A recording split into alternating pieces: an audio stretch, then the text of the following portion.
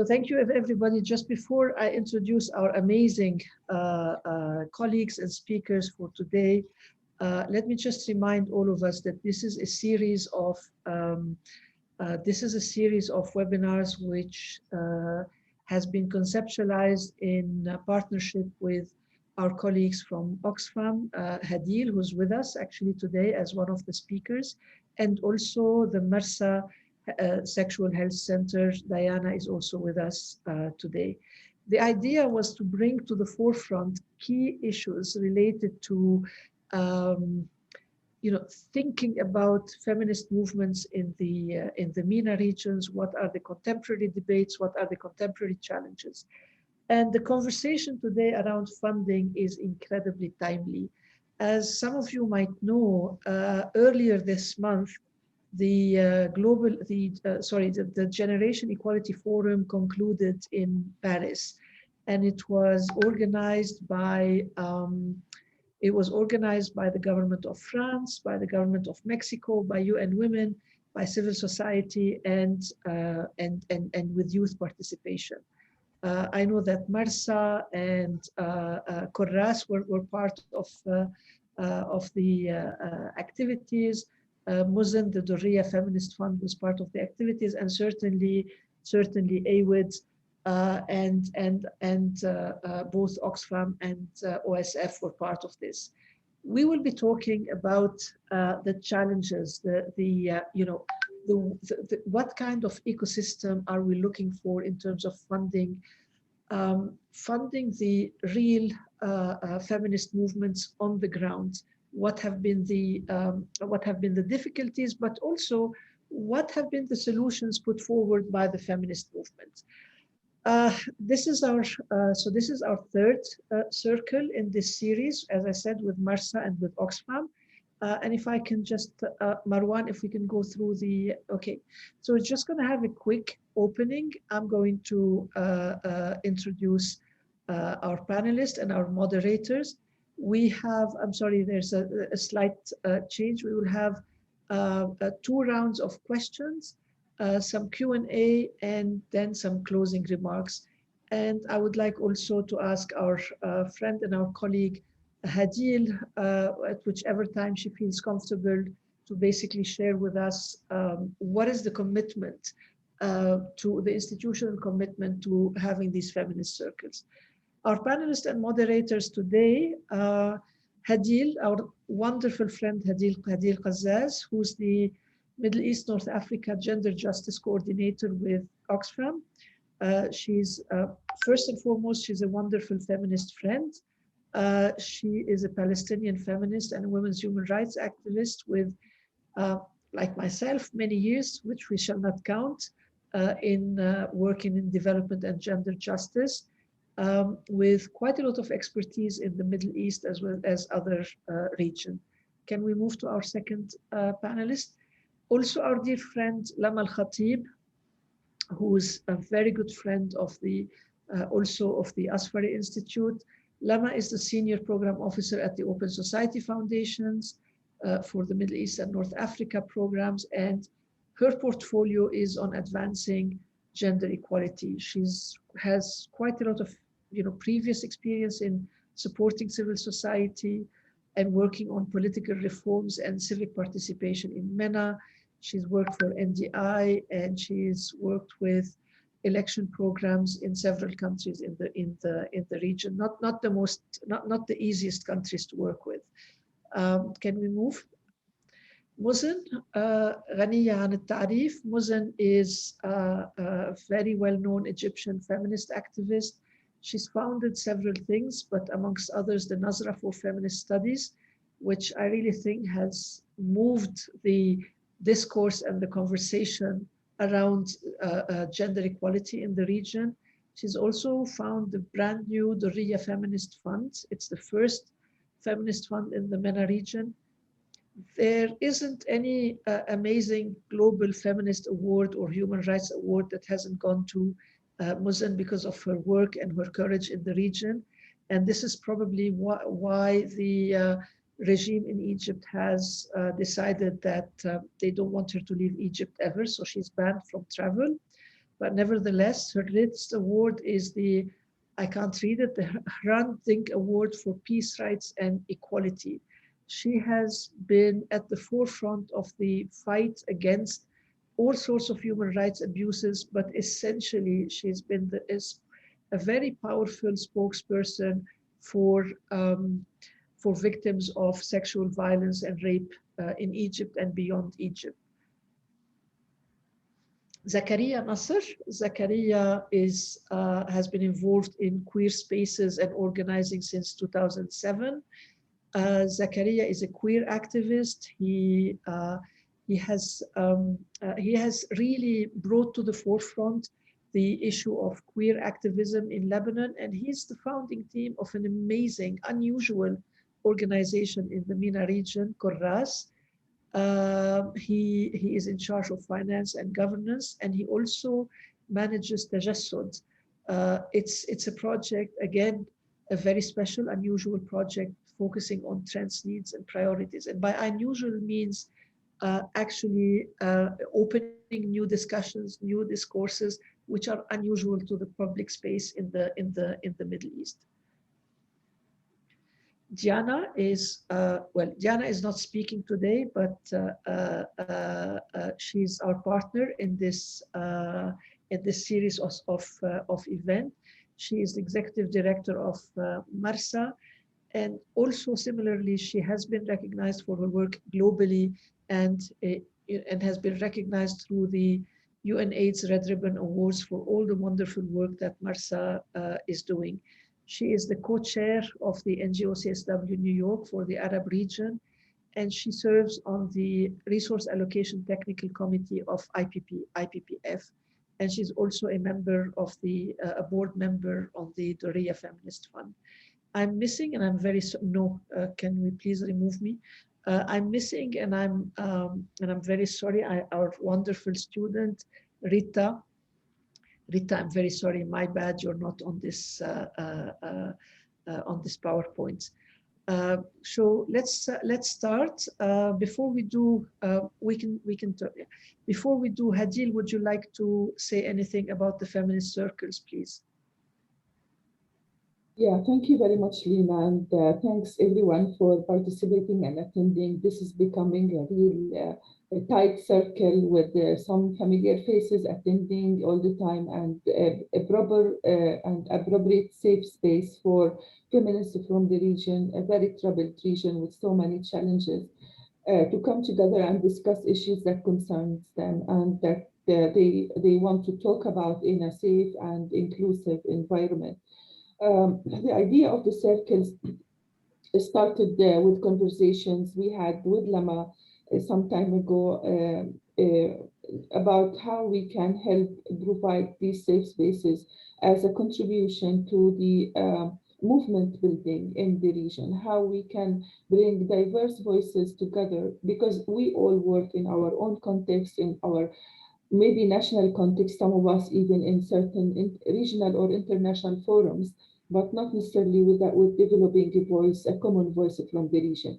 There are so many networks that are issue specific, that focus on a certain theme or idea, but we don't have a free fall space sort of where actually we identify the topics, we decide where we want to have the conversation, and then every one of us take them back to their networks or their existing forums and places where multiple conversations then will be generated.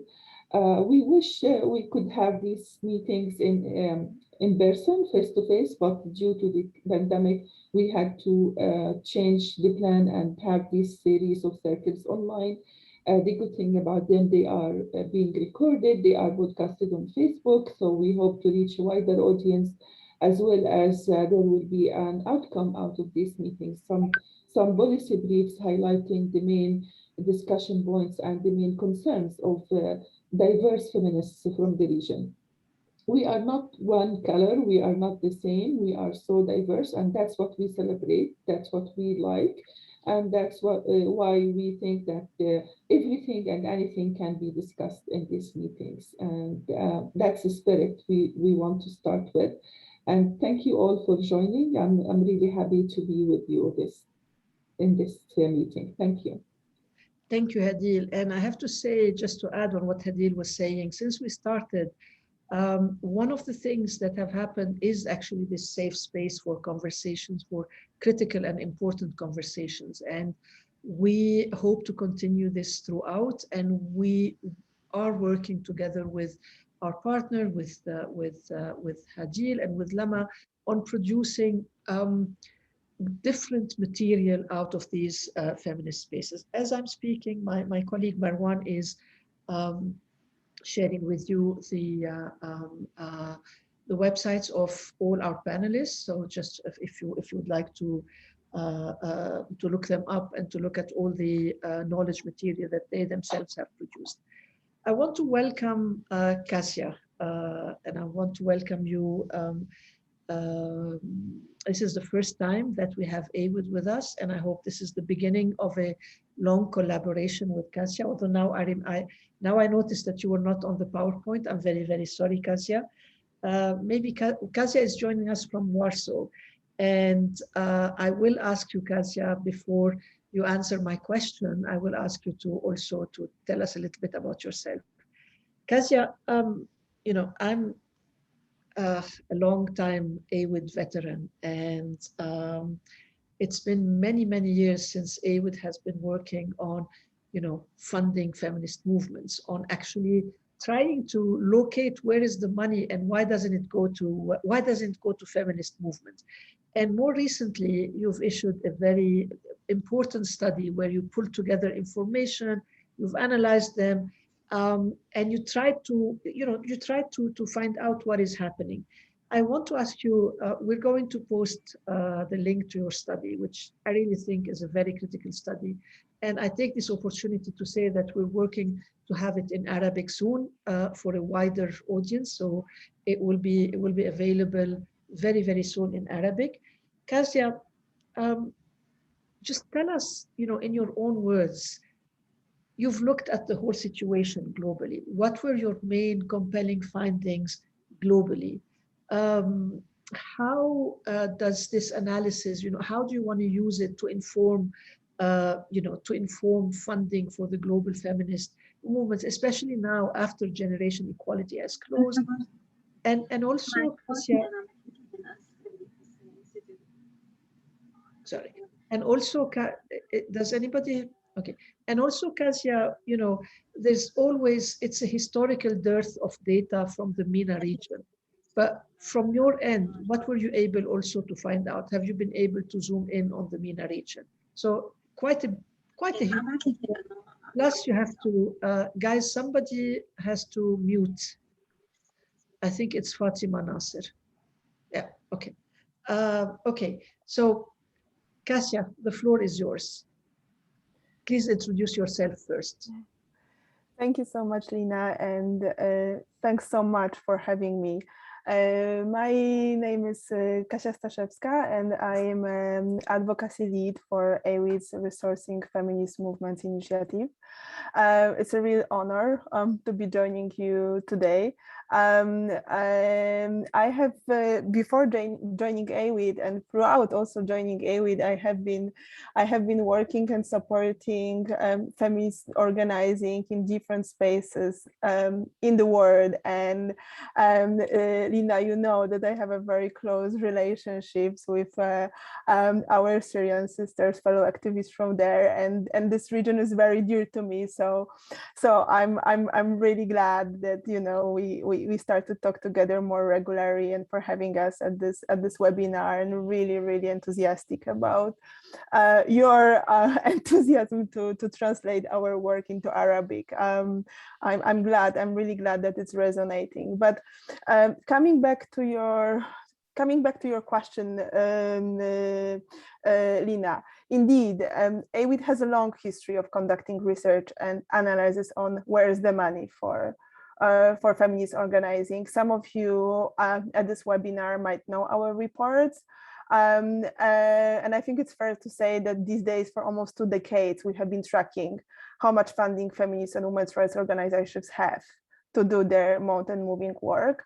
And before I move on to speak on what most recent data has shown us, I just want to start by reiterating what I believe many people on this webinar already know very well, which is that evidence clearly show that autonomous feminist movements are the key drivers of social change, whether we're talking about fight against gender-based violence in other forms, whether we're talking about economic justice, whether we're talking about standing up to COVID with service delivery, community support, really putting forward transformative proposal for feminist recovery once this pandemic is over. Hence we know that feminism activism works. We may also assume that feminist collective action is increasingly well resourced, right? This would be a logical thing to do. However, and disappointingly, even though the interest in financing gender equality and feminist collective action have really grown over the years, the severe underfunding of feminist movements persists. And as Lina has said, my colleagues have recently looked at the philanthropic and aid, official development assistance funding that is available, and how much of this funding eventually reached feminist movements. And what we have found out is that unfortunately very little has changed. So despite the new funding commitments that we have been hearing about, including at the Generation Equality Forum, to date, women's rights organizations have been receiving only 0.13% of the total official development assistance and only 0.4% of all gender-related aid. And it's also not very different when it comes to philanthropic funding. So at the time when anti-rights actors and groups they support are increasingly well-resourced, only 0.42% of foundation grants go towards women's rights, and it has been this way for decades. So to put this bluntly and hopefully more understandably, only less than 1% of aid and philanthropic funding goes to feminist and women's rights organizations in the Global South. And for those of you who want to take notes of this number, don't worry, I'm going to post the link to the reports in the chat. I was told that it's more conversation style, so I kind of restrained myself from a wonky PowerPoint presentation. But just to understand how this funding actually translates to the budgets of feminist organizations, it might be helpful for me to give you a flavor of what we have found out when we looked at the budgets of nearly 4,000 feminist and women's rights organizations from the Global South that have applied for funding with Global Fund for Women. Global Fund for Women is one of the largest women's funds, and it really has an incredibly rich data of financial situations of feminist organizations from the Global South. So when we looked at their budgets, we found out that almost half of those feminist and women's rights organizations operated on median annual budgets of $30,000 or less. Only 6% of those groups have budgets over $300,000, and just 2% exceeded $1 million. So to put this in a perspective, when AWID put out its flagship "Where's the Money" report almost a decade ago, the average budget for women's rights organizations in the Global South was $20,000. These days, according to this sample, which is of course not perfect, but it really gives us a good insight into the financial situation of feminist movements, is $30,000. Really not much has changed. And I think it's also really important to emphasize that this picture is even more challenging for groups that are led by feminists that have been historically excluded. So these include movements led by trans, LGBTQI women, sex workers, feminists with disabilities, Black feminists, feminists organizing in the context of wars and occupations, and many others injustice. And we have not really looked in depth into the specific realities of feminist movements operating in different regions. To also respond to your question, Nina, about the MENA region, but some regional differences have also been visible. So for example, while nearly 60% of feminist organizations in Latin America and Caribbean, and just a little bit less of feminist organizations in Eastern Europe and Central Asia have average budgets of $30,000. This proportion goes down to 34% for feminists that have applied for Global Fund for Women's funding from Middle East and North Africa. What this means is that feminists in MENA region, according to this sample, have been in a slightly better situations than activists from the other regions in the Global South. But what it also shows, and I think it's crucial, is that we really need to look beyond numbers to the quality of funding that is available, to funders' priorities, as well as how power is shared within feminist movements themselves to really arrive at the full and exact picture of where is the money and to whom it is actually accessible. And I hope we'll be able to speak more about this in the second part of the call. But for now, I just want to wrap up by saying that this analysis really demonstrates that despite funders' growing attention to gender equality, a very tiny fraction of money is available to support feminist collective action, and the movements are missing on 99% of aid and philanthropic funding. And what this number reveals is that intersectional mobilization for rights and justice is precarious, dangerous work, and that feminist organizing is sustained by voluntarism and autonomous resourcing. And what we really hope this analysis could do is really to support movements' own advocacy with funders for more and better funding, give arguments for feminists in the funding institution to continue making the case to move more and better money to intersectional feminist movements, and also encourage feminists in the regions and within specific movements to do their own in-depth analysis and research of where is the money. And as AWID would be really happy to help you do just that. Thanks, Lina. Thank you so much, Kasia. The link to this study is already in the chat box. I would really encourage everybody to take a look at it. I mean, the data, Kasia said, you know, it's impossible to get comprehensive data, but already what is there is very indicative, very worrying, and it's a call for action. And actually, I want to remind everybody that when AWID started tracking where is the money 10 years ago, the first seminal report was the reason why the Dutch created the MDG fund, if I remember well. So something can be done, and the availability of feminist data that is analyzed by feminists is incredibly important to shift the needle. Thank you very much, Kasia. I want to move to Lama. Lama, again, going back to the same subject, which, funding for movements, for feminist movements. Exactly 3 weeks ago, at the finale of the Generation Equality Forum, in an important session with the French government, the Canadian government, and also with OSF was present. OSF made a general announcement of if I remember right, also as a moderator of this session, of something like an additional $100 million towards supporting feminist movements. Can you just tell us a little bit, what does this mean for the movement in the MENA region? How will, especially the movement that is under the radar, those who Kasia spoke about, queer movements, I would add refugees who are themselves organized, not via a medium, migrant women, etc. How will they be able to access this new fund that was made as a commitment for the purpose of Jeff in Paris?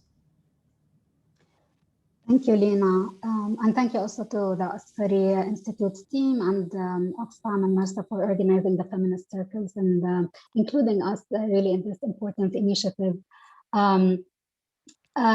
Yes, Open Society Foundations did announce a commitment of $100 million at the forum, and this would be an investment to be made over the next 5 years. And the purpose of it, or the focus, would be strengthening a range of feminist-led movements. It's a global commitment, so across the world with the purpose of increasing feminist leadership in various sectors, including politics, the private sector, civil society, and government. The commitment was, of course, made in the context of the forum and in line with its mission of increasing the participation of women and girls.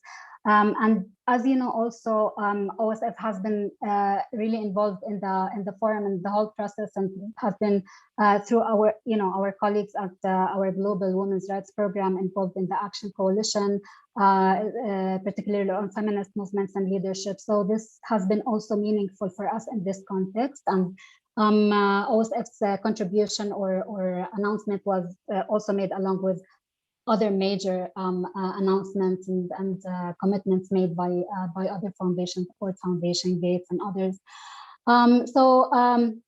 It is significant for OSF because it basically doubles the amount that OSF has previously invested in supporting gender justice movements, and it builds on existing work and planned work that OSF, OSF's different programs has around supporting feminist movements. And Lina, you mentioned earlier that we wanted to talk about challenges, and Cassia covered the challenges in terms of funding or the limitations. And I think it's meaningful that this investment comes or commitment comes in response to what we have been hearing a lot from partners, colleagues, peer funders, and this and other regions in terms of all of the repression that feminist movements and also women in general face, the structural disadvantages, the challenges the women human rights defenders face. So the need also for donors to do more is something that this commitment is meant to respond to. And I have to say, it's also the result of a lot of advocacy and a lot of work that has been done over the past years, and a lot of advocacy that also partners like AWID have and others have been doing to addressing donors, including OSF. As you, Lina, know, and other colleagues, that OSF also this announcement comes in a year where OSF is going through significant transformation. So of course there are a lot of questions, and there's a lot of work to be done in terms of translating this commitment into actual programs, initiatives, to respond to specific needs that we have identified. Just in general terms, I just want to say that the commitment is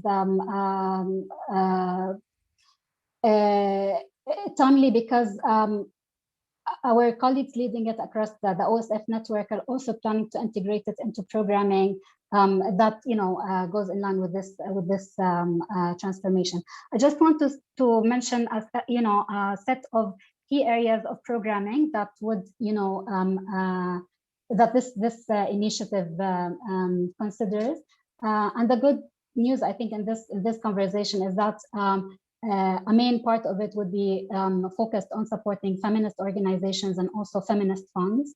But some of you might know that OSF has also been engaged in donor collaborations, major donor collaborations to support feminist funds in other regions in the world. So we're happy to to see that also this feminist funds are emerging in the Arab region or in the MENA region. But also this funding will also target programs seeking to sustain feminist leadership in politics and governance, also to strengthen feminist leadership in peace and security, especially in context of political conflicts and where women human rights defenders face specific challenges because of that. On programming also focused on protecting reproductive health and rights and economic justice, the rights of women as workers and as care providers. And finally, on addressing, feminist organizing in the digital sphere, and particularly the harassment that, feminist activism faces online.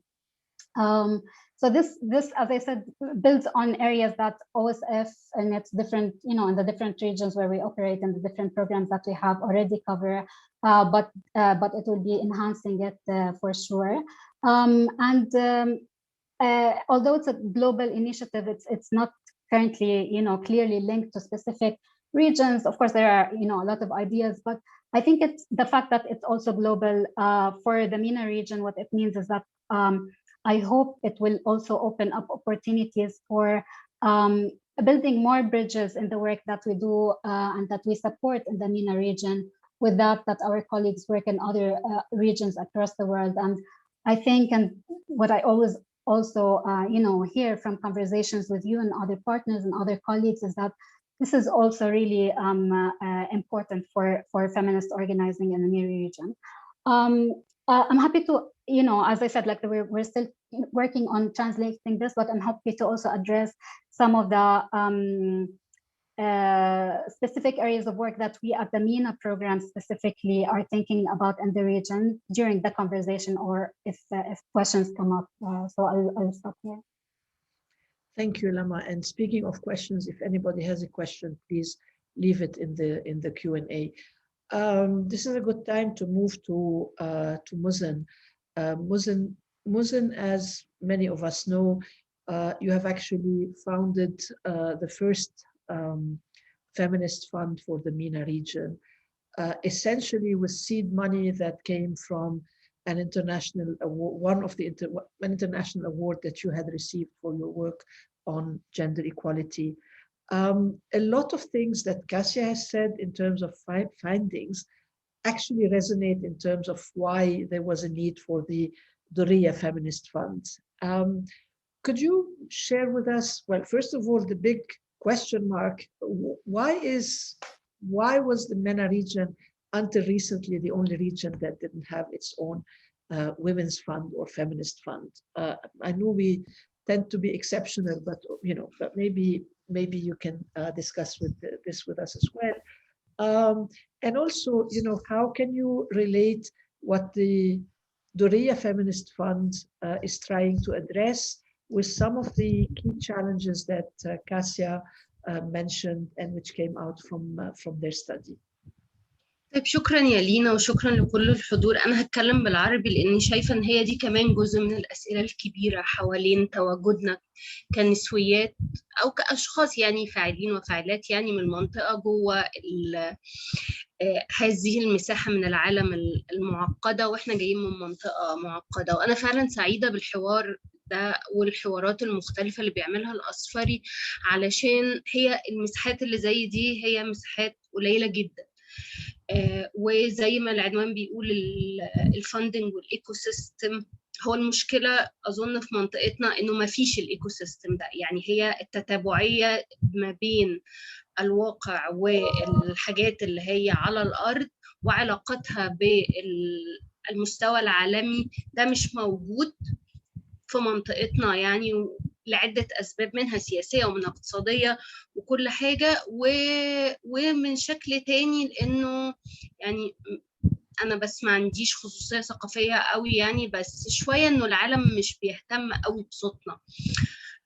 بيبقى فيه اهتمام بالأكتر يعني بتصورات الناس عننا أكتر من أي حاجة تانية، وده واضح جدا جدا في سؤال الحركات النسوية. فأظن جزء من عدم وجود صندوق نسوي للمنطقة يضم كل المنطقة، لأن في صناديق بتضم أو بتركز على بلاد من المنطقة، هو جزء من يمكن عدم اهتمام العالم بأنه نسويات المنطقة دي المستقلات يبقى ليهم صوت موجود ويتسمع زي ما ده موجود في دول كمان من الجنوب. يعني أنا مش بتكلم عن ما يطلق عليه العالم الأول، وده جزء من إشكاليات مرتبط باللغة مثلا. فبنلاقي إنه أغلب الشغل اللي بيتعمل ما فيش تفكير لأنه يبقى باللغة العربية يعني.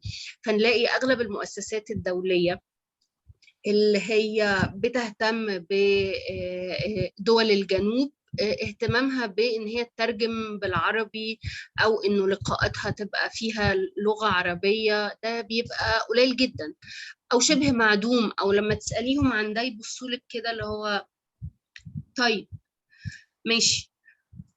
وفي المقابل الناس عايزة توصل للجراس روت أو اللي هم الفاعلات على الأرض. ما هو جزء منه إن المنطقة دي أغلبها مش بيتكلم هذه اللغات التانية. والحقيقة إن في دول تانية يعني مثلا أو مناطق تانية زي أمريكا اللاتينية أو وسط أمريكا قدروا يخلوا اللغة بتاعتهم موجودة في كل الحاجات، وهم بيتكلموا بلغتهم ويفخروا بيها عادي، وما عندهمش مشكلة إن هم الإنجليزي بتاعهم مكسر أو ما بيعرفوش فرنساوي أو كل الحاجات دي. بس ده جزء من الإشكاليات بالنسبة لنا، وده كمان مرتبط بطبيعة إدراك الحركات النسوية في منطقتنا. شوية الناس بتحب الصورة التقليدية عن نساء المنطقة دي، إن هم ستات طيبات غلبانات، بيحبوا ما يحبوش يقعدوا على الترابيزة، بيحبوا الشغل في الدرة، ما بيحبوش السلطة. وأظن ده كمان جزء من الإشكاليات. يعني أنا سعيدة بوجود حوارات زي دي، إن هو جزء وحوار بمنتهى الصراحة حوالين التمويل والموارد وكل الحاجات دي، لأن هو جزء من أساسيات وجود الحركات الاجتماعية والحركة النسوية في المنطقة. وسعيدة كمان إن النقاش ده بيتعمل مع زميلات لينا أنا بعتبرهن جوه الحركة وهم في المؤسسات الدولية وبيشتغلوا معانا على المنطقة. وده جزء من اللي درية بتحاول تعمله أو نفسها تعمله، إن هي تفتح هذا الحوار حوالين هذه الموارد والأفكار والخطابات من داخل المنطقة، وإزاي تبقى درية مكان في الوسط كده يقدر يوصل أصوات الناس دي، علشان الناس لما تحدد كمان الأولويات ما تبقاش بتحددها على 5 6 عندهم أكسس أو على تصورات هي في الغالب نمطية حوالين ستات المنطقة دي أو حوالين قضايا المنطقة دي. فنلاقي مثلا إنه الأغلب يقعدوا يقول لك إيه، أكيد ما فيش حركات كويرية في المنطقة دي، فدي مش أولوياتنا، فمش المفروض نشتغل عليها. طب والكويرز في المنطقة دي يعني مش هتكلم والحركة ممثلة هنا. بس ده جزء من الإشكاليات طول الوقت حوالين إنه كأن الحركة النسوية هي حركة مرتبطة طول الوقت بأنظمة غير ديمقراطية. طول الوقت إحنا عندنا هذا التصور، فما يطلع مثلا نسويات مستقلات أو عندها نقد للدولة أو الممارسات السلطوية من مجموعات مختلفة، يبقى أكيد دي مش الطبيعي. إحنا الطبيعي إن إحنا عايزين ستات بتقول أمين وبتخاف وكل الحاجات دي. كل ده أظن هو مهم في النقاش حوالين الموارد، لأن هو النقاش حوالين إزاي الناس بتحدد الموارد عشان نوصل لموضوع النسبة دي. يعني أنا شايفة إنه الشغل اللي بيعمله AWID عظيم، بس كمان أظن إن دور أماكن زي درية والأصفري ونظرة والمؤسسات وكراس ومرسى وكل الناس دي، إن هي تفتح هذا الحوار حوالين إن إحنا من حقنا نتكلم، ويبقى في هذه المساحة مرتبطة بإن إحنا كمان مش بس بنحدد النسبة، كمان بنحدد فين بيروح الحاجات ومين بيتم اعتباره نسوي ومين ما بيتمش اعتباره نسوي، لأنه ده كمان جزء من الإشكاليات الكبيرة ناحية تصورات المنطقة دي. يعني النسوية يعني لازم تبقى ليكي شكل معين، أي ما يكون هذا الشكل سواء مع أو ضد، مش موضوع ان هذه الحركة هي حركات كبيرة ومتعددة ومعقدة وبتخضع للتفاعلات العامة. يعني كام حد مثلا النهاردة مهتم باللي بيحصل في تونس، يعني وربنا يحفظ تونس، انه يسمع النسويات بتفكر في ايه في اللي حصل امبارح؟ تقريبا ولا حد يعني تقريبا ولا حد مهتم بده. وفي الاخر ده هيترتب عليه وضع النسويات دي اللي بيحصل في العراق، اللي بيحصل في السودان.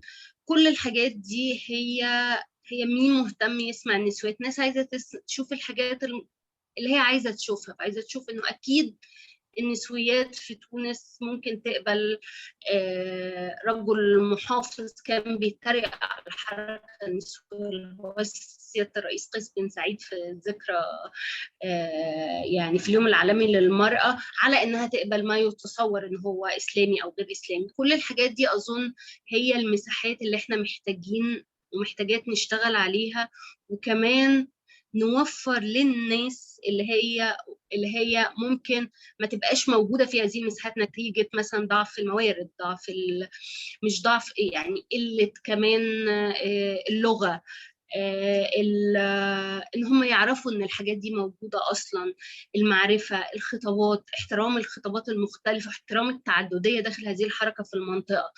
ده من الحاجات اللي بتحلم دورية تعملها بصراحه، وشايفين ان احنا كمان هنحاول نعملها نتيجه ان احنا كمان فخورات ان احنا صندوق جاي من ناشطات المنطقه للمنطقه، لان ده كمان جزء من الحاجات الناس دايما بتتعامل مع الناشطات ان هم منفذات، مش ان هم قادرات على ان هم يختاروا اولوياتهم وخطتهم ومواردهم. فاظن ده جزء من الحاجات اللي اظن احنا في دورية فخورات بان احنا جزء من الحركه دي، وجزء من فتح النقاش ده كمان في وقت زي بعد منتدى جيل المساواة اللي كان حضور النسويات من المنطقة ضعيف جدا، بس زي بقية الحاجات يعني تعودنا على كده. شكرا يا لي. شكرا لك Muzen. Let me go back to English معلش. Thank you Muzen so much, and thank you for emphasizing the importance of our own safe spaces for discussion and visibilizing our own points of views, which could be way different than the mainstream media, anything that does not really reflect what is important for social justice activists and for civil society that is truly working for social justice. And I turn actually to Zakaria. أهلا زكريا. أهلا فيك زكريا. You have been working in a field that has been identified by many of us, by AWID, by Doria, by many of the progressive donors, as the most, not just the most invisible, but the most oppressed. And I mean, really, I'm very impressed by all the work that Corras is doing, all the trans activism that you have been doing, that you and your colleague have been doing.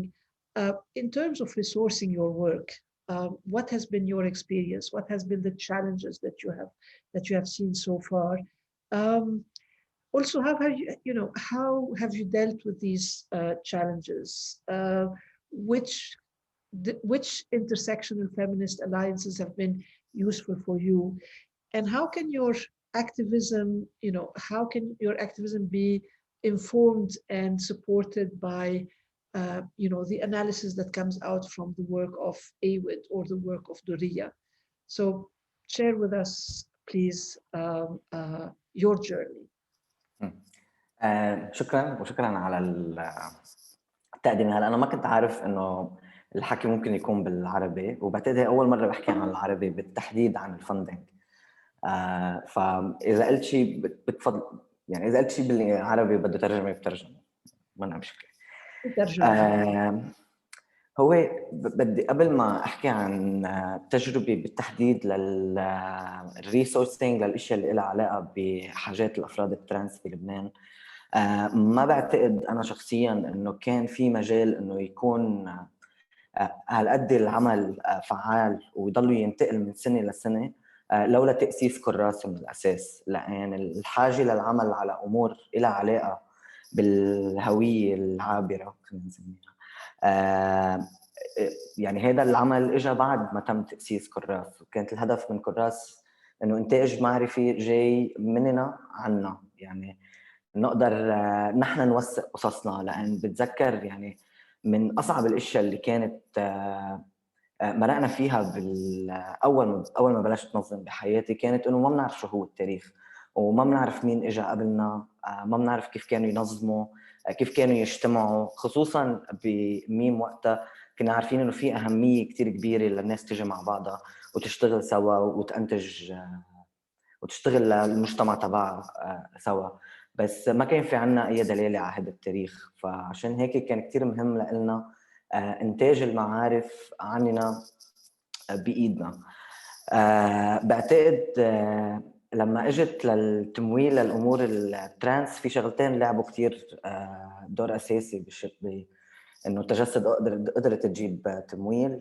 واحد انه انا عندي كان تاريخ او بفهم لغه الفندنج، يعني عندي هذا الاكسبوجر كان، وكراس كانت جاهزه لتعمل هذا الدعم لتجسد. وبنفس الوقت انا بسميه كان في نوع، بعتقد في نوع من العطش او حاجه كتير كبيره لينشاف اكثر ناس ترانس عم بينظموا على امور بتخصهم. فبعتقد مع بعض ومع التاريخ اللي كان عندنا اياه كافراد بكراس، كان كتير سهل انه نفوت على اماكن ونتعرف عليهم، يعني مثل AWID معنا معرفة فيهم كان من زمان، وبنعرف إذا ما نتعامل مع AWID أو نشتغل معهم شو هي الطرق اللي فينا نشتغل معهم. نفس الشيء كان في عنا معرفة عامة بالفندرز اللي موجودين. فبعتقد هذا الشيء كتير سهل قد ايه نحن كان عنا نوع من الوصول للغة الممولين وعشو بدوروا الممولين. فما بعتقد نحن واجهنا المشاكل اللي غيرنا بيواجهها بالفند ريزنج، حتى لو كانوا ناس ترانس عم بيعملوا الشغل، لان ما موجود عندهم مؤسسه اللي بتقدر تعمل استضافه اداريه واستضافه ماليه للعمل. هلا في سؤال كان بعتقد طلع بخلال التنظيم ومع الوقت بالاجتماع مع فندرز او بالاجتماع مع ناس بدهم يعملوا بارتنرشيبس. يعني بعتقد غرابة العمل على موضوع بخصنا، خلينا نقول يعني اللغة اللي موجودة بالفندنج عن الأفراد الترانس بعدها بمحل كتير عم تحكي عن ترانس كأنه شخص ثالث. الترانس منهم موجودين بالأوضة، الترانس منهم معنا، والترانس عندهم قضايا كتير غامضة ما نروح ونكتشفها شو هي لنقدر ننقذها. بس أنا برأيي بالحركة النسوية وبالفيمينست فاندنج بالتحديد اللي هو عكس ال LGBT سين اللي كتير مبني على الهوية، أنا في كتير ناس ترانس تاريخيا موجودين بهدول الحركات، بس كمان بعد في نوع من يعني ما عم نقدر بعتقد نخترق المساحات كلياتها بكل سهولة. أنا شخصياً عندي هذا السؤال، شو هو إذا أنا كشخص جاي من الحركة النسوية وتربيتي السياسية هي تربية نسوية بحت، وحتى ولا مرة تربيت على الشغل على الهوية، الصعوبة بالدخول إلى الأماكن اللي فيها عمل نسوي لإلي كانت نوع من الصدمة. بس هون بعتقد يعني مزن بلشت فيه وكتير مهم ينبنى عليه هذا الكلام اللي هي اللغة العربية. لأن لما أنا كنت فت على هدول المساحات لأنا لاقي ناس ترانس تانيين كانت كتير مهم هاي مساحة تكون بالعربي. يعني منهم أنا معظمنا بيتم زعبنا من البيت، ما بنقدر نحصل على education التعليم العالي اللي بيسمح لنا نحكي لغات متعددة أو نحكي لغة الفندر. فهي مسألة إنه يعني حتى مع الفندر إذا طلب مني أعبي أبليكيشن بالعربي لما بدي أحكي معه أنا مضطر أحكي بالإنجليزي. فالصعوبة بتصير أنا برأيي مش بس بالكلام مع الفندر، ترجمة هذا الواقع من لغة للغة عم بتكون صعوبة. يعني أنا مع كل الأفراد اللي بشتغل معهم اللي كمان أفراد ترانس اللي بنشتغل معهم بأي تجسد، في عمل كتير كبير بصير على ترجمة واقع الفندنج، كيف نحن بنجيب مصاري، ليه بنجيبهم، أنا ليه في مول ديزاين لإنستغرام أكاونت بس ما في مول معاش لإنسان ترانس عم بيفيد شغلي كل يوم. في أسئلة كتير بتطلع عن طريقة صرف المصاري وطريقة تحديد هيدي الأموال اللي هون أنا بجي عن جد لولا الفيمينست فاندينج كوت أنكوت يعني مثل جلوبال فاند فور وومن، مثل OSF، مثل ماما ونات جرانتيز اوف ماما كاش، لولا هيدي ما بدي اقول ليونه، يعني لولا هيدي الشغف لانه الكوميونتي يطلع الشغل. شو هو حاجه هذا الكوميونتي؟ كيف في هذا الكوميونتي يكون يكون هو القائد وهو اللي عم بيطلع الحديث السياسي عنه. بعتقد هو المجال الوحيد اللي عم بيسمح انه نكون اكثر يعني انا اقدر جيب ناس ترانس تشتغل معنا من انه فاندنج بيجي على البروجكت ومحدود انا مع مين بقدر اشتغل. فعشان هيك نحن بحاجه شيء لتتوسع لغه الفاندرز اكيد لتصير اسهل علي انا كمان احكي مع البيرز تبعي اللي بدي اشتغل معهم، وكمان اقدر اجيبهم على هدول الاجتماعات. لان حتى لو انا عندي هذا الاكسس ما بقى في يكون، يعني صار 4 سنين بقعد لحالي بهدول الاوض. نحن بحاجه لنوع من التغيير اللي بيجيب غير ناس اللي بس بتقدر تحكي انجليزي، غير ناس اللي صار لها بتنظم 10 و15 سنه، الناس اللي هلا كمان عندها حاجات. فبعتقد الحكي باللغه العربيه شيء كتير كتير كتير اساسي لدفش اي نوع من التغيير بوين المصاري بالامور الترانس. ايه رح وقف هون، بس تساليني انا في يضيع بالحديث بس. شكرا كثير زكريا. And actually you pointed out to issues, to critical issues, which are challenges and the ways in which you try to overcome them, which is exactly what I wanted to ask Hadil. Hadil has been consistently trying to push the envelope in the region, working in an organization. I really think Hadil work in an organization like Oxfam. I really believe, Hadil, that you have pushed for organizations to be feminist organizations to be supported, which wouldn't have been supported normally. You have pushed for funding quote unquote taboo issues, and you've pushed for funding to go directly to feminists in the region. Given your experience, given exactly what Zakaria was mentioning, how would you see these problems being overcome? The problems of trans folks seeking support, the problems of other groups under the radar or having several layers of oppressions to deal with. What can we do to change funders' practices so that language is no longer a barrier, so that privilege is no longer, because language and education is a privilege. And all of us here today actually do come from privilege. How do you see this happening? How do you see this situation changing?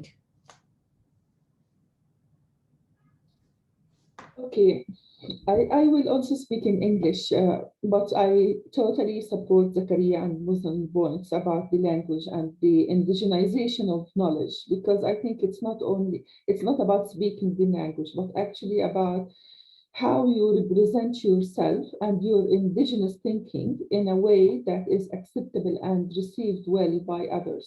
So the whole issue is a huge issue, and but I will use English because I want to also talk about other complexities that maybe haven't been addressed so far.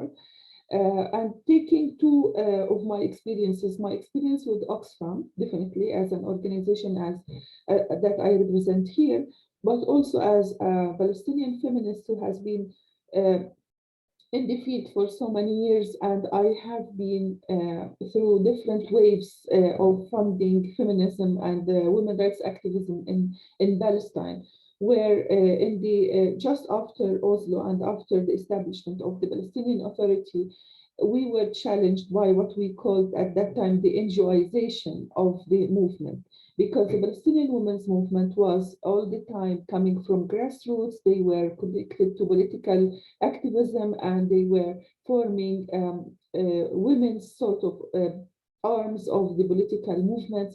But when we moved to the NGO structure, we lost so much of this activism, because whoever needed to be employed by the NGOs needed to speak the language, to have a certain special technical expertise and professionalism to be able to write proposals, etc. But over the years, we also now coming again to another challenge, because the women's rights organizations, and this is something that other organizations in the Arab world will have to face very soon. Women's rights organizations are now a challenge to sign, for example, anti-terrorist certificates, aid diversion requirements, lots of pressure on them to have what we call conditional funding. And again, many women organizations in Palestine are refusing the fund because it comes with its own conditionality. So this is part of the complexity of the issue, because while we can always and we do influence strategic frameworks for donors, we can also be received directly from global funders like governments and foundations. We have always to be wary of what comes with this funding, what conditionalities are imposed on the movement, in the forms of organizing, on who we talk to, to whom we reach out to. And this is something that my friend Muzan is facing, our colleagues in Tunisia are facing right now, because at one point you can be a women's rights organization and suddenly you are anti the regime, you are affiliated with a certain political affiliation or a certain line of thinking, and suddenly you are out sidelined basically and not accepted to be who you are and to express yourself. Having said that, now I go to Oxfam experience. The INGOs are, I think, effectively, and especially these organizations who have feminist principles, who believe in supporting feminist organizations, can be a buffer zone, sort of, between the big donors, big funders with their conditionalities, and with the social movements and the women's rights movements and the human rights defenders movements.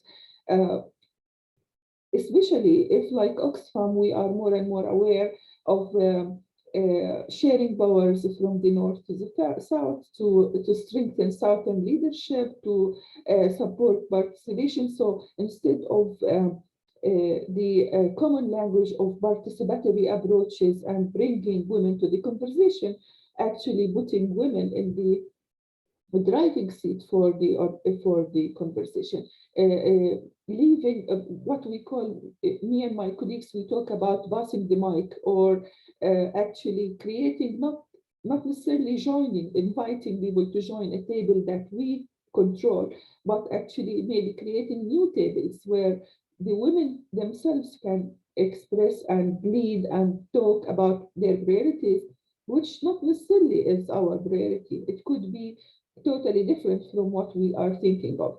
And this requires lots of innovation, lots of creativity, and lots of challenging also to our own internal practices. Because as much as the creative and innovative I want to be, I have at the end to adhere to certain procurement processes, to certain procedures, to certain limitations that are necessarily and needed to safeguard our achievements. So it is all this complexity that we have to navigate through throughout our work, and it is a very thin line between how you allow and engage multiple voices and new forms of organizing. We know that younger generations, they don't have NGO structure, that have an audit report once a year, and that have financial regulations, etc. So it's our responsibility also to help them or to support their transformation into, if they want, and I have to stress if they want, because maybe they don't want, maybe they want to continue to be a flexible social movement that is very organic and allows for others to join. But if they want, it can be, we can help developing them into more gender just organization with certain tools and requirements that would meet them other funders and other donors requirements. So that's where ideas like funding, for example, or supporting the LGBTQ community, reaching out to younger generations, addressing new issues such as cyber safety, and just having the ear to the ground and listening to what these organizations and groups, and maybe sometimes individual activists who don't find themselves in a certain forum or a certain place, but they have an opinion and they can share and participate. Also, by opening the table, by allowing these voices to come or to surface regardless of the language or the indigenization of knowledge, this is a responsibility on us for sure, to make sure that there is a sharing of information from other conversations that we are involved in, bringing them to these groups and engaging them. One of my challenges was, and I continue to do this all the time, is when there is a global event or a funder or even our colleagues in northern countries, they want a speaker from the region. One of my continuous challenges is to find someone who they don't know, who they are meeting for the first time, who could be a younger person, barely speaks English, but able to share new views that they didn't hear from before. And I think I have done this work very well in the last year, at least during the pandemic, where of course there's no travel required, and that's another restriction where basically ability to move and to represent and to get a visa and all of this has been challenging us and forcing us to select maybe the few privileged who could be doing that. So I could bring voices from the Gaza Strip, I could bring voices from smaller groups in Tunisia or other places where they wouldn't necessarily be able to speak in these forums. The last point I want to make is about the different shapes and types of organizing and how challenging it is to support these groups. And this is a continuous conversation that we have with our colleagues, especially in northern affiliates, like in the Netherlands or in Sweden, who talking to them about what other modalities of funding we can present. Could we be flexible to have, for example, an emergency fund where a small LGBTQ group who have a safety threat can access quickly, and a challenge fund who would help a human rights defender to be safe in what they are doing? Or can we also transfer funds through a mother organization, like have, instead of us being the buffer zone, how we can support organizations on the ground, well-established women rights organizations, to be the buffer, but also being very wary and aware of the power dynamics. So we don't want someone to speak on behalf of these groups and movements. So we are right now, we are developing different modalities of grants and sub-granting mechanisms and how we can manage such different types of accessing funds while still meeting the requirements that I talked about. I think I can stop here, but happy to answer any questions you have. Thank you. Thank you, Hadil. Thank you so much. And thank you for all these important points. We are a little bit pressed with time, so we're going to move to the second round of questions, which is we're going to ask you to just answer in a couple of minutes, your most important thoughts. I'm going to start with Cassia and then leave the floor to my colleague Rita for the remaining questions. And then again, this round is going to be very, very fast. Cassia, very quickly. AWID is historically involved in convening, and especially, and I think for a decade now, as you have said, convening feminists with funders, making sure that there's a direct face-to-face with these two constituencies. What has been your experience, again, very quickly, in terms of how effective has this been for moving more and better money for the feminist movement? What can we learn? What learning can you share with us? Thanks, Nina. Just for kind of search for inspiration for our call today, but in general about in the context of kind of trying to move more and better funding to intersectional feminist movements, I have come across this beautiful quote from Ashley Woodward Henderson, who's an incredible global Black activist, who wrote in her article a very clear message to funders. And she said, we need to fund the people who are making transformative changes possible. Fund us like you want us to win. And while her call out was made in the context of institutionalized racism and anti-Blackness, I think that's very also relevant to the state of funding for gender equality and feminist movements in the MENA region and the whole world. So to circle back to your question, Lina, why is it critical for funders to really share power and to hear from feminist movements directly? I would say it's critical as we need to challenge the privilege of experts who are there to say what counts and what is worth funding, and ultimately also change how money moves and to whom it is actually accessible.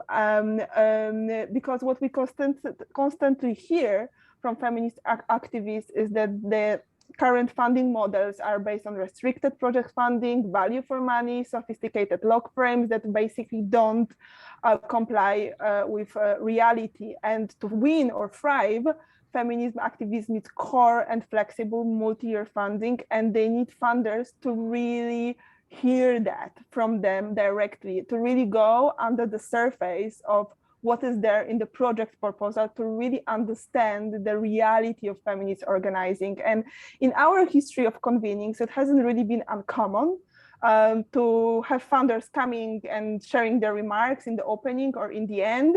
But we really also, and just leave it at that. But we have seen and we have worked with those who really listened, engaged in actual conversations, to really understand the context, and were ready to learn and unlearn, to do this deeper work together, moving together towards the shared political project, because this is really at the core of building trust and moving core and flexible funding to feminist movements as they want them to, as funders want them to win. And one of the initiatives we're currently engaged with, and this also might be a question that I've seen Fiona ask around how we can advance the vision of the Generation Equality Forum Action Coalition 6 that can bring together funders and funders from all sectors and activists in really view to mobilize more and better funding for feminist movements, is the emerging initiative of Global Alliance for Sustainable Feminist Movements that is currently being co-developed by the Netherlands, Canada, but also engaging with the Philanthropy Ford Foundation, Open Society Institute, Equality Fund, AWID as well. And why we're excited in this initiative, which is still in the design phase, let's be honest, it will be the first time when feminist activists will share a platform of this kind with funders from all sectors. And our hope is that there will be a space for funders to hear firsthand the difference that quality, flexible resourcing make to feminism activism, and that there will be a space for funders to really support them to overcome the stumbling blocks they are faced with, to really move more and better money to intersectional feminist organizing in all boldness, richness, and diversity. And as AWID, we will be looking in this direction as one of the spaces. We'll try to really share power, bring different actors into these conversations to really make sure that the funding ecosystem is there to support feminist movements and not to undermine them. Thanks, Lina. Thank you, Kasia. And about passing the mic, I'm passing the mic to Rita to continue the questions for our second brief session. Tfadali, Rita. Okay, so my question is directed to Mazan. So the Doria Feminist Fund has emphasized knowledge production as a particularly important political tool, the thinking around that like very quickly. And how would you encourage and inspire fresh and emerging feminist groups to engage and invest in knowledge production? شكرا يا ريتا. وهي أظن إن هو جزء من اهتمام درية بموضوع الإنتاج المعرفي هو كمان الأسئلة اللي زي اللي طرحتها دي مثلا حوالين يعني إيه شكل التنظيم جوه الحركة النسوية، يعني إيه الحاجات، يعني كل الأسئلة مثلا اللي طرحتها دي إحنا كجيل دخلنا هذا المجال وإحنا عندنا الأسئلة دي. قرينا دكتورة إصلاح جاد حوالين مؤسسة الحركة النسوية، قرينا للدكتورة ميرفت حاتم حوالين يعني نسوية الدولة وكده. بس الحقيقة كمان إنه جزء من الإشكاليات أظن في الإنتاج المعرفي في المنطقة عندنا إن هو شويه في وجهه نظري اغلبه اللي بيتكلم عن الحركات النسويه يعني بدون تعميم، بس في الاغلب هو كمان مش مندمج مع هذه الحركه. فشويه هو عنده كمان اطر جامده. يعني احنا لحد دلوقتي عندنا ناس بتقعد تتكلم مثلا عن مصر، يعني مصر الناس اتكلمت عنها كتير طول 10 سنين اللي فاتوا نتيجه التغيرات الكتير اللي حصلت فيها. احنا بنقرا الناس لحد دلوقتي بيقولوا نفس الكلام اللي كان بيتقال قبل 2011 حوالين يعني ايه الحركه النسويه دي مش موجوده، او الحركه النسويه دي هي حركه نخبويه. والتجربه طول 10 سنين اللي فاتوا اثبت مثلا الحراك النسوي هو حراك متفاعل جدا ومتخطي الاطر التقليديه، وممكن يبقى مثلا في راي ناس هو جزء، هو احسن حركه اجتماعيه موجوده. ده جزء من اللي بتحاول الدوريه تعمله في الانتاج المعرفي، ان احنا شايفين، لان احنا كمان جايين من خلفيه الناشطيه دي، ان احنا بننتج معرفه. ممكن المعرفه دي ما تبقاش ليها نفس الشكل الاكاديمي المعقد اللي هو يعني كلام كبير ده، بس الحقيقه بقى ان احنا بننتج معرفه، ومعرفه متفاعله، ومعرفه حديثه وبتطور حاجات. فده جزء من الاهتمام طول الوقت، ان احنا عموما ننتج معرفه، وده اهتمام دوريه ان هي يبقى الحاجات اللي احنا هنتكلم عنها او بنحاول نوصل صوتها تيجي عن طريق انتاج معرفي كمان غير تقليدي. يعني ممكن الانتاج المعرفي ده يبقى فيلم، يبقى اغنيه، يبقى رسمه. مش لازم الكتب ال 5000 صفحه دي اللي هي مهمه جدا، عشان بس محدش يفهم ان انا ما بحبش المعرفه. بس انا شايف كمان الناشطيه في المنطقه دي طول ال10 سنين اللي فاتوا طرحت اشكال واجيال وحاجات واسئله مثلا حوالين يعني ايه يونج مثلا. احنا مثلا ده جزء من النقاش عندنا في الدوريه كان في الاول، اللي هو احنا الناس متعوده على موضوع الشابات ده علشان هي بلاد فيها حراك طول الوقت، مثلا ايا ما يكون الحراك. بس تلاقي مثلا نتيجه الحراك في المنطقه دي طول ال10 سنين اللي فاتوا بقى بيدخل اجيال جوه الحراك. مثلا السودان مثلا هم ممكن بالتعريف العالمي للشابات هم خارج ده، بس هم شابات لان هم ما جربوش الحياه العامه قبل كده، لان هم كانوا محكومات بالبشير مثلا لمده 35 سنه. ده جزء كمان اللي احنا بنحاول نعمله، ان احنا نتخطى، ان احنا نكسر كده زي دي كونستراكت، نكسر كل المفاهيم اللي الناس شايفاها عننا مننا كناشطات من المنطقة دي، وإن ده يبقى دورية كله هيبقى عن طريق منح، بس منح للأصوات دي. Okay, thank you so much for your input. I'm gonna move on to Zakaria. So your group Kurras engages heavily in knowledge production. So can you share with us your work on this front, and how do you perceive it as a groundbreaking and as a tool for transformation? مين أنا معلق؟ Yeah. So I was saying, your group Kurras, they engage heavily in knowledge production. So can you share with us your work on this front, and how do you perceive it as a groundbreaking and as a tool for transformation? Like, would you have some examples you want to share with us? I've prepared if we have time, but basically I want to talk about the way we decided to document and the importance of documentation. So yes, there's a big importance for research, there's big importance for these big papers, but we also need a qualitative language, I want to say, that would speak outside numbers and outside research, which is that language in specific. It's very important for us to remain, for a lack of a better word right now, positive. Most of the knowledge production on trans issues يعني كلياتها بتحكي من from the بحكي بالانجليزي لما اعذب الانتربريترز. It's mostly happening from within a victimizing framework, like where as a trans person I would reach a point where I say, okay, how am I surviving? Am I only dying? Am I only under risk? Is there a way for me to flourish in these settings, or am I only doomed? Which I think knowledge productions around how we're living and how we're enjoying life are very, very important, specifically as queer people, that we're constantly being told this region is not for us. But at the same time, there are so many people that are occupying this region and living and organizing, and I think different forms of knowledge production can help with that. And one of the first thing we've done, which is we try as much as we can, if we organize a meeting, to document the conversations. I will just drop the name here. You can Google it. You can find it. I'm not going to show it on the screen. But a good example is the Tajassudat convening we organized with the Coalition for Sexual and Bodily Rights in Muslim Societies, which was supposed to bring trans activists.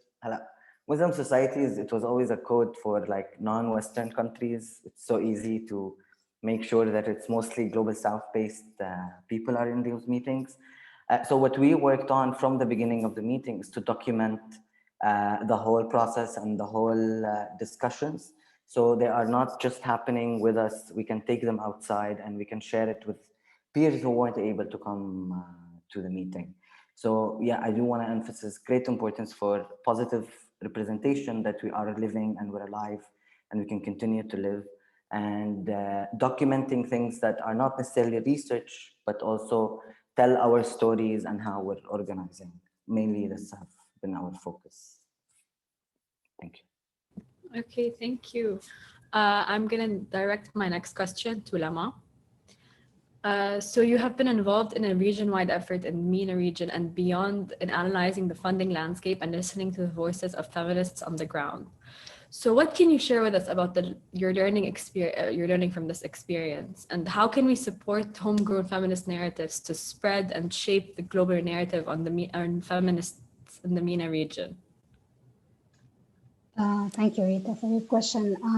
Yes, we have been spending time, as I mentioned earlier, we've been going through an extended kind of restructuring transformation process within Open Society Foundation. So as part of that, we've been trying to, invest in better understanding the field and connecting with the contexts within the region, the MENA region that where we work or we support partners work, and to identify ways our programs can better respond to these contexts.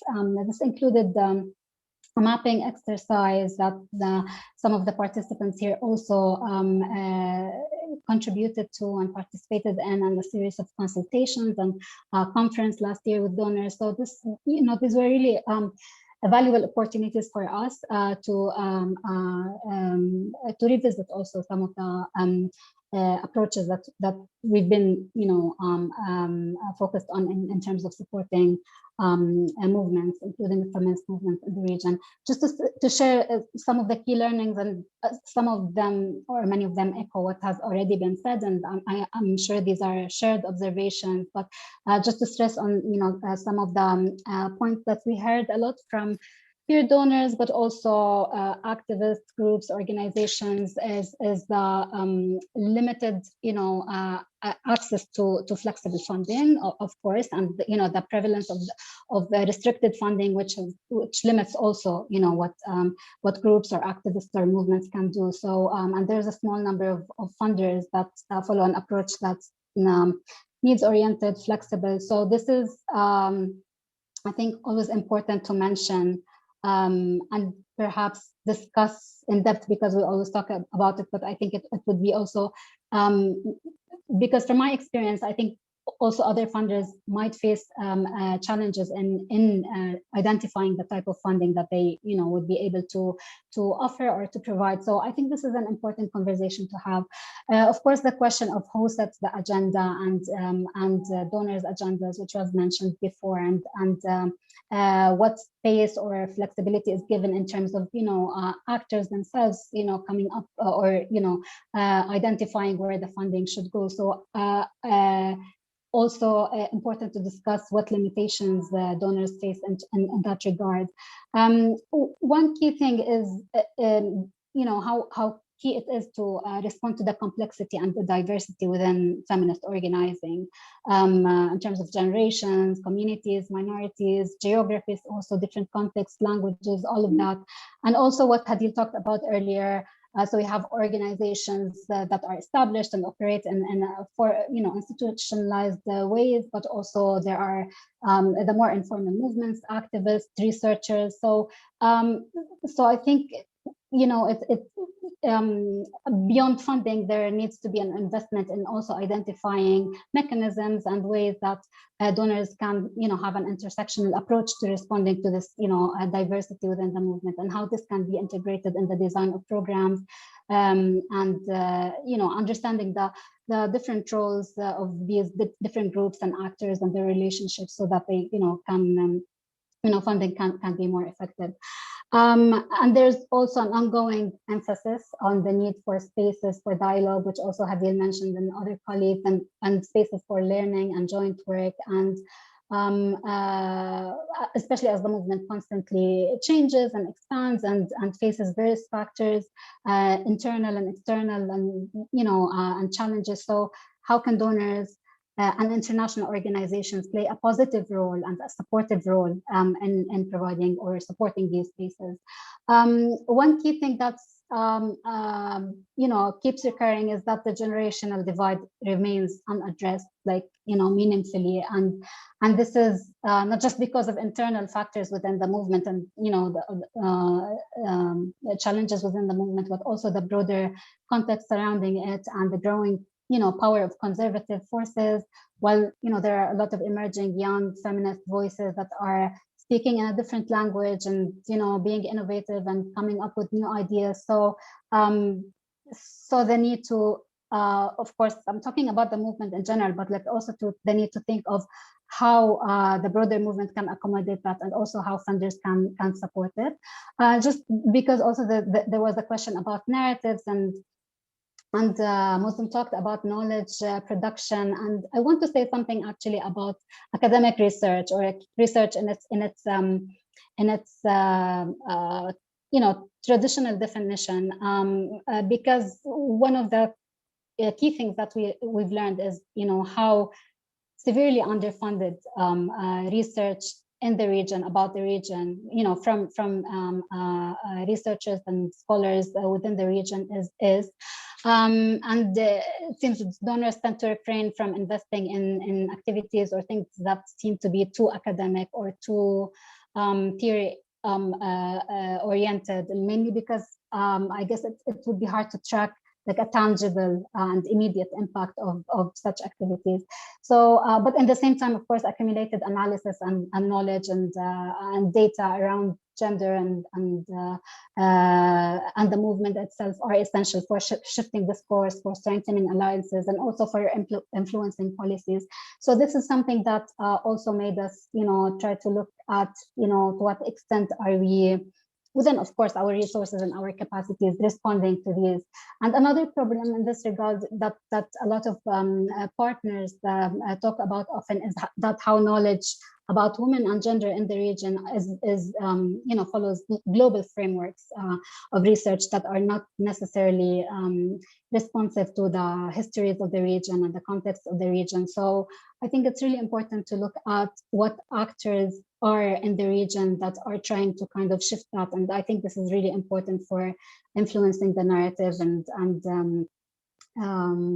yeah, I'll stop here. But I think these have been really, these discussions and the outcomes from them have been really essential for how we are currently developing our plans for the coming 3-4 years. So and conversations like this, of course, have been really important and useful. So yeah, thank you.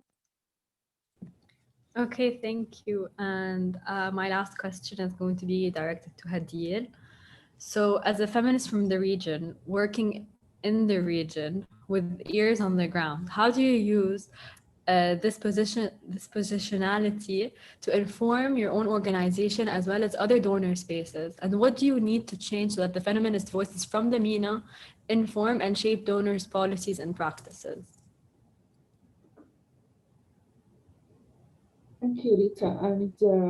And first, let me really appreciate also the format of this feminist circle of having young voices moderating and co-moderating the sessions. This is great, and I think this is a brilliant model of what needs to be done, I think, across the movement. So thank you for that.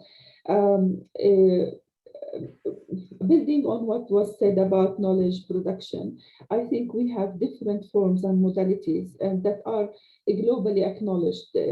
For example, we have spoken voices, we have songs, we have paintings, we have illustrated conversations, different ways of reflecting the conversations that have been recognized globally.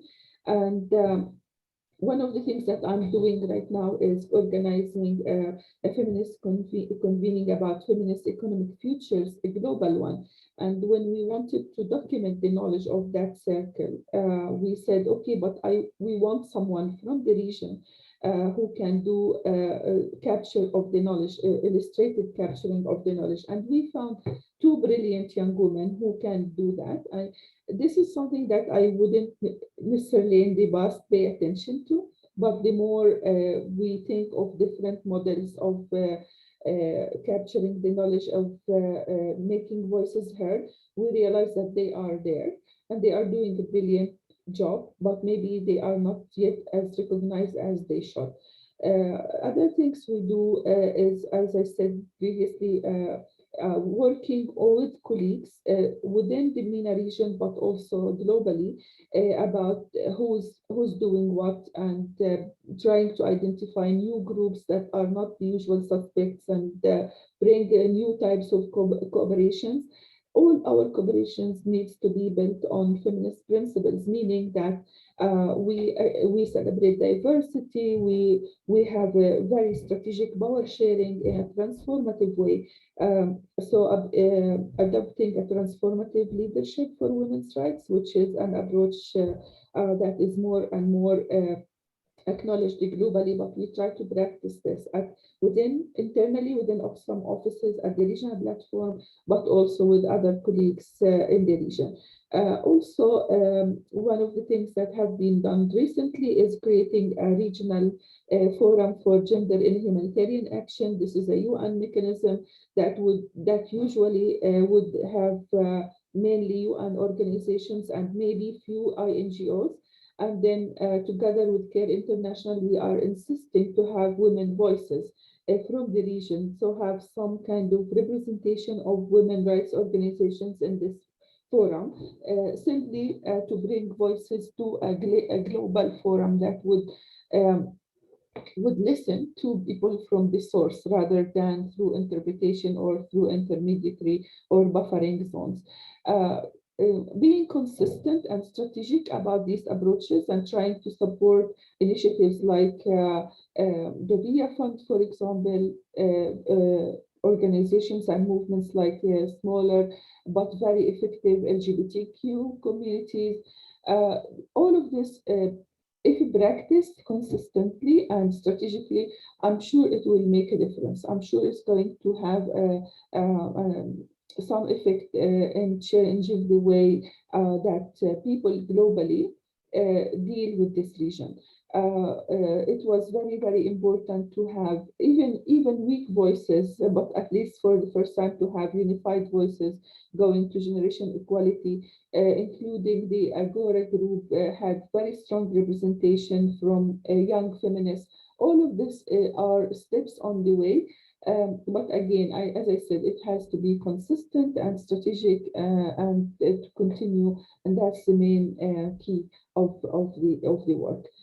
Meetings like this one is also another way to keep this kind of consistent and ongoing conversations that raise issues for the region, by the region, and not to be imposed on them by any practical or any requirement from donors. Again, another thing that we need to celebrate and really acknowledge the importance of it. Thank you.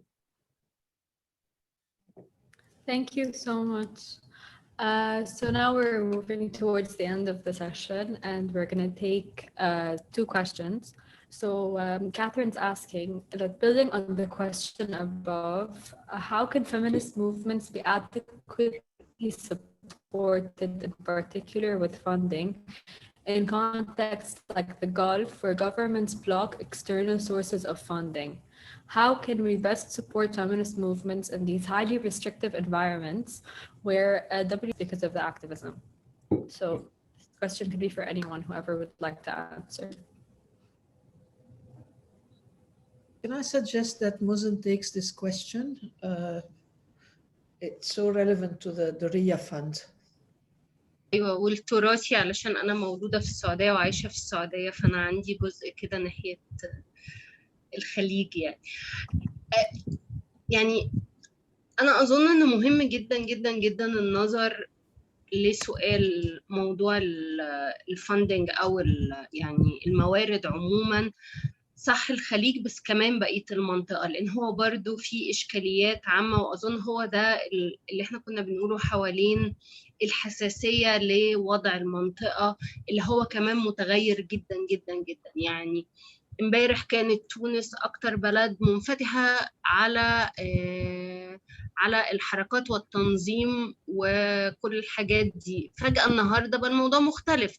لبنان كانت قبل الأزمة المالية كانت يعني الحقيقة إن هي كانت بلد احتضنتنا كلنا في الحركة في المنطقة دي لسنين طويلة، أما ابتدى الوضع يبقى أسوأ وأسوأ وأسوأ في بلاد زي مصر.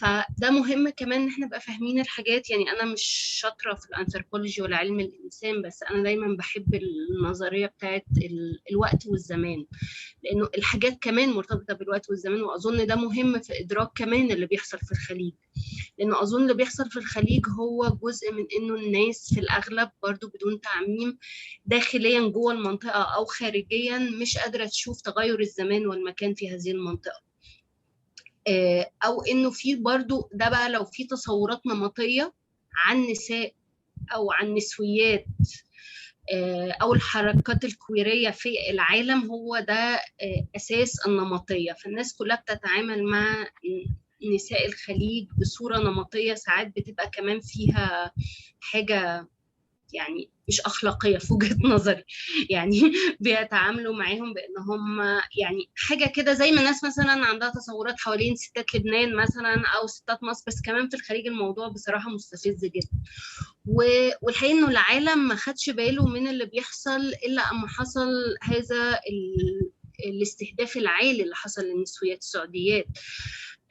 لجين، نسيمة، سمر اللي هم طلعوا من السجن دلوقتي بس برضو ممنوعات من السفر، وكتير منهم مش قادرات يبقى عندهم حساب اونلاين، نتيجة انه العالم ما خدش باله ان في نسويات غير اما تم الاستهداف الشاسع لده. واظن ده جزء من المهم ناحية الخليج في ان احنا نبقى مدركات انه اولا في حركة نسوية هناك، في شكل تنظيم مرتبط ببلاد ليها شكل هذا التنظيم، هم مش كلهم واحد ولا ستاتهم واحد، وكمان هم زي في وجهة نظري هم الجيل الأول من النسويات في منطقتهم، فكمان بأسئلتهم المعقدة احنا كمان محتاجين نشوف الحاجات في الوقت والزمان، وكمان طريقة الدعم حتى اللي مرتبط بالفندنج، لأنه كمان لو في يعني انغلاق في المجال العام في المنطقة دي حوالين التنظيم عموما، يعني حتى القانون الجديد في الأردن اللي حصل في مصر، تونس النهاردة، الإشكاليات في المغرب،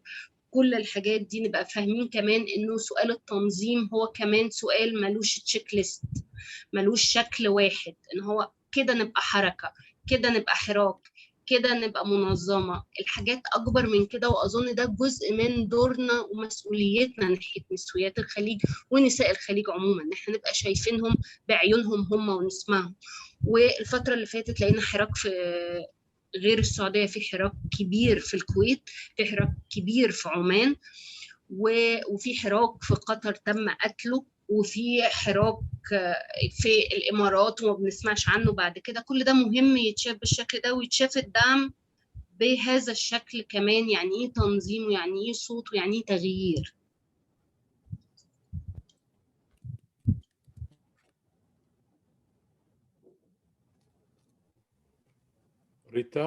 ريتا مش سامعينك. ريتا you're on mute. Yes, can you hear me? Yes, we can hear you. Oh, okay. So we were gonna go on to Tina's question, but it was not really a question. It was more of a positive comment. So this concludes the Q&A for today. So thank you so much. Thank you, Rita. Thank you so much. Thank you. You're the first one I want to thank, in addition to our interpreters and to my colleagues. But very, very special thanks. Zakaria, Muzan, Lama, Hadil, Ukasia in absentia. I cannot tell you how much these spaces, how more and more important they have become, truly.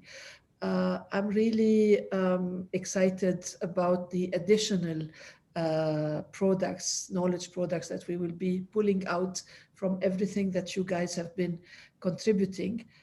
Somebody asked me, I don't know who, but all of these are archived. Eli is archiving all of the feminist circles, all the conversations. Our next and last feminist circle in this series is going to be on mental health as a feminist issue. And it will be in the able hands of our friend, our colleague, our partner, Diana Abu Abbas, to discuss this and to prepare it. Thank you guys, thank you everybody. This is truly a very important space for thinking, for exchanging, and we have just started actually. So shukran لكم جميعا. Hope to see you next time. Thank you for our interpreters. Thank you for my colleagues in Asfari. Bye everybody. Thank you. Bye. Thank you, Lena. Thank you, everyone. Bye. Bye, everyone. Thank you.